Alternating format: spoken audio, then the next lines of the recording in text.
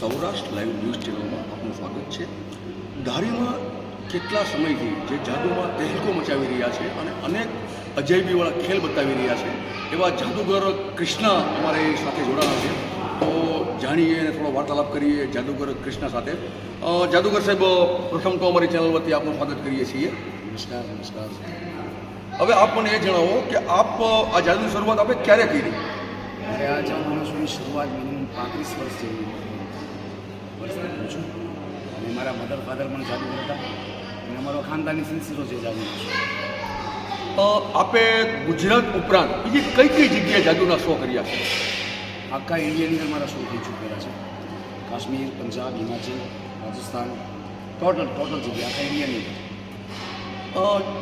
લુપ્ત થતી કલાનું નામ આપણે જાદુગર સાહેબ આપણે આપીએ, કૃષ્ણા સાહેબ, કે જે કલા ક્યાંય ને ક્યાંય લુપ્ત થઈ રહી છે, તમારા અસ્તિત્વની લડાઈ જે તમે ટકાવી રાખી છે, તો શું સ્ટ્રગલ આમાં તમારે આવે છે? સ્ટ્રગલ તો ઘણી બધી આવે છે, કારણ કે અત્યારે આ સમયની અંદર આધુનિક યુગ આવી ગયો છે, મોબાઈલની અંદર. એની અંદર આ કલાને જીવંત રાખવી બહુ મુશ્કેલ કામ છે.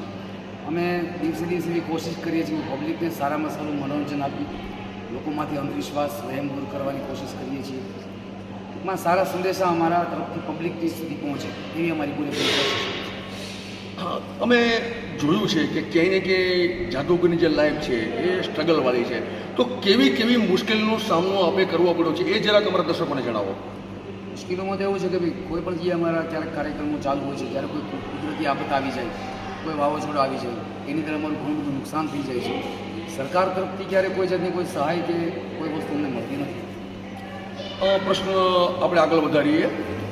ચાલુ શો દરમિયાન ક્યારેક કોઈ અઘટિત ઘટના બની હોય તો એના રિઝલ્ટ કેવા આવે છે એ જણાવો. અત્યાર સુધીમાં તો ચાલુ શોની અંદર કોઈ અઘટિત ઘટના આપણા શોની અંદર ક્યારે બની નથી અને 100% બને નહીં, કારણ કે આ એક પારિવારિક મનોરંજન છે, ફેમિલી શો છે.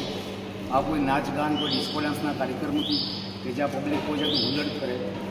ફેમિલી શો છે, સામાજિક કાર્યક્રમ છે, પબ્લિકનો સારો રિસ્પોન્સ મળે છે, પણ હજી સુધી કોઈ અઘટિત ઘટના બની નથી આપણા શોની.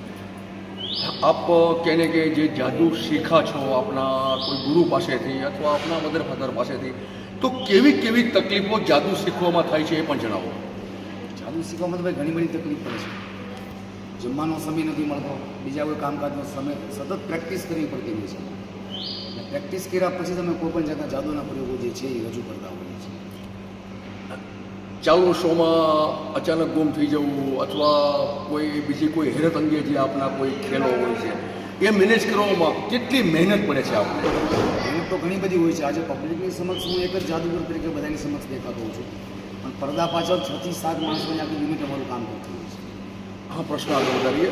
જેમ કે ચાલુ શો દરમિયાન તમારા કપડાં પણ બદલવામાં આવે છે. અમે ઘણી વખત જોયું છે કે જાદુના શોમાં જે મેઇન જાદુગર હોય છે એ ક્યાંય ને ક્યાંય તેના કપડાં પણ ચેન્જ થઈ જાય છે, તો કઈ રીતના આ બધું મેનેજ કરો છો આપ? આટલા બધું આખો સ્ટાફ અમે સેટ કરી રાખેલો હોય છે, અને જે આખું યુનિટ અમારું પડદા પાછળ બે કરવાનું કામ છે. છેલ્લો સવાલ, જાદુગર કૃષ્ણાજી, શું સંદેશો આપશો આપ?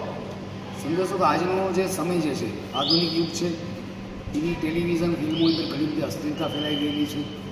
જાદુ જે છે પારિવારિક મનોરંજન છે, ફેમિલી શો છે. પબ્લિકને હું કહેવા માગીશ કે ભાઈ સારામાં સારું મનોરંજન લઈને અમે તમારા ઘરના આંગણે આવેલા છીએ. પૂરેપૂરો તમે આ મનોરંજનનો લાભ. બહુ સરસ વાત કહી આપે કે ક્યાંય ને ક્યાંય જે લોકો આજ મોબાઈલના યુગમાં જ્યારે સતત બિઝી હોય છે, ત્યારે પરિવાર સાથે તમે મનોરંજન, જ્ઞાન સાથે ગમ્મત પણ કરાવે એવો આપો જાદુનો ખેલ છે. જી 100%. નાના બાળકોનો ખાસ મજા આવે છે. ગોરીલા સ્ટેજ ઉપર પ્રોડક્શન કરીએ છીએ, કબૂતરો બતાવીએ છીએ, નાના બાળકોને ઘણી મજા આવે છે, સાથે મોટાઓને પણ મજા જ આવે છે. સમય તો આપણો પૂરો થાય છે, પરંતુ મને એક પ્રશ્ન હતો કે આપ ઘણી વખત એક તમારો કહેવાનો મિનિંગ એવો છે કે કોઈ વસ્તુને હવામાં પણ બતાવો છો, હેરત અંગ જે આપણો ખેલ છે એ વિશે થોડી સમજણ અમારા દર્શકોને આપો. જેમ કે ઓડિયન્સમાંથી કોઈ પણ એક નાની બેબીને સ્ટેજ પર બોલાવ્યા પછી એને સ્ટેજ પર હવામાં ઉડાડીએ છીએ, એટલે કોઈ પણ જાતનો કોઈ સ્ટેન્ડ ત્યાં નથી, કોઈ આધાર નથી. એક હવામાં ઉડતું બાળક પબ્લિકને નજર આવે છે, પરંતુ ત્યાં પણ અમારી એક ટ્રીક છે, એક ચાલાકી છુપાયેલી હોય છે.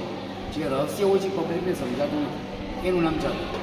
ક્યાંય ને ક્યાંય એક વાત પણ બહુ નક્કી જ છે કે મંત્ર, તંત્ર કે જાદુ કંઈ છે જ નહીં, માત્ર આપની કરામત છે. 100% સાચી વાત છે. તંત્ર મંત્ર આવી કોઈ વસ્તુ નથી.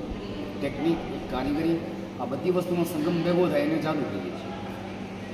અમારી સાથે વાર્તાલાપ કરવા બદલ આપનો ખૂબ ખૂબ આભાર. આપણે જોયું કે જાદુગરની લાઈફમાં ક્યાંય ને ક્યાંય સ્ટ્રગલ ભરી લાઈફ છે અને પોતાના અસ્તિત્વની જે લડાઈ છે એ લડાઈને ટકી રાખવા માટે જાદુગર જે મહેનત કરે છે આપણે એમના જાદુનો શો જરૂર નિહાળીએ.